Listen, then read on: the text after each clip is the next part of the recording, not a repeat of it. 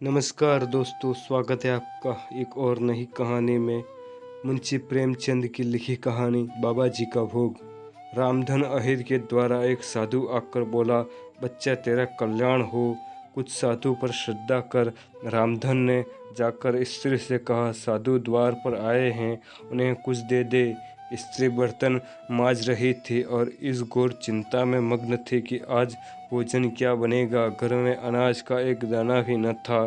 चैत का महीना था, किंतु यहाँ दोपहर को अंधकार छा गया था। उपज सारी की सारी खलिहान में उड़ गई। आधी महाजन ने ले ली, आधी जमींदार के प्यादों ने वसूल ली।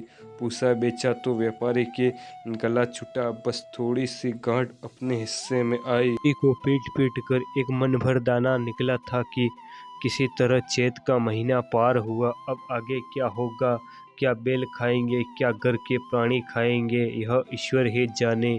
पर द्वार पर साधु आ गया है, उसे निराश कैसे लौटाएं, अपने दिल में क्या कहेगा। स्त्री ने कहा, क्या दे दूं, कुछ तो रहा नहीं। रामधन जा देख तो मटके में कुछ आटा वाटा मिल जाए तो ले आ। स्त्री ने कहा, मटके झाड़ पोंछ कर तो कल ही चूल्हा जला था, क्या उसमें बरकत होगी। रामधन, तो मुझसे तो यह न कहा जाएगा कि बाबा घर में कुछ नहीं है, किसी और के घर से मांग लो। स्त्री, जिससे लिया है उसे देने की नौबत नहीं आई, अब और किससे मुंह से मांगू। रामधन, देवताओं के लिए जो कुछ अगोवा निकला है ना, वही ला दे आऊं। स्त्री, देवताओं की पूजा कहाँ से होगी। रामधन, देवता मांगने तो नहीं आते, समाई होगी करना, न समाई हो न करना। स्त्री, अरे तो कुछ अगोवा भी पसरी दो, पसरी है बहुत होगा तो आधा शेर, इसके बाद क्या फिर कोई साधु न आएगा, उसे तो जवाब देना ही पड़ेगा। रामधन, यह भला तो टलेगी, फिर देखी जाएगी। स्त्री जुकला कर उठी और एक छोटी सी हांडी उठा लाई, जिसमें मुश्किल से आधा सेर आटा था। वह गेहूं का आटा बड़े यत्न से देवताओं के लिए रखा हुआ था। रामधन कुछ देर खड़ा सोचता रहा, तब आटा एक कटोरी में रखकर बाहर आया और साधु की झोली में डाल दिया। महात्मा ने आटा लेकर कहा, बच्चा अब तो साधु आज यहीं रमेगा, कुछ थोड़ी सी दाल दे दो, साधु का भोग लग जाएगा। रामधन ने फिर आकर स्त्री से कहा, संयोग से दाल घर में थी। रामधन ने दाल नमक उबले जुटा दिए, फिर कुएं से पानी खींच लाया।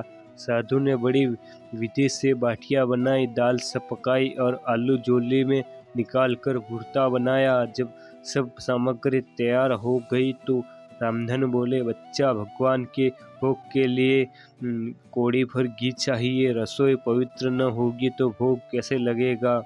रामधन, बाबा जी, घी तो घर में न होगा।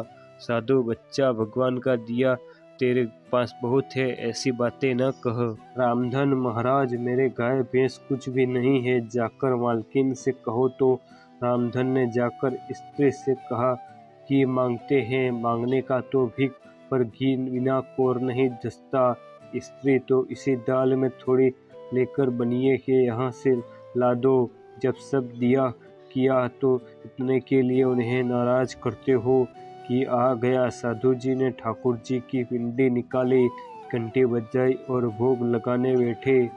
खूब तनकर खाया, फिर पेट पर हाथ फेरते हुए द्वार पर लेट गए। थाली, बटली और कलकुचे रामधन घर में मांजने के लिए उठा ले गया। उस दिन रामधन के घर चूल्हा नहीं जला, खाली दाल पकाकर पी ली।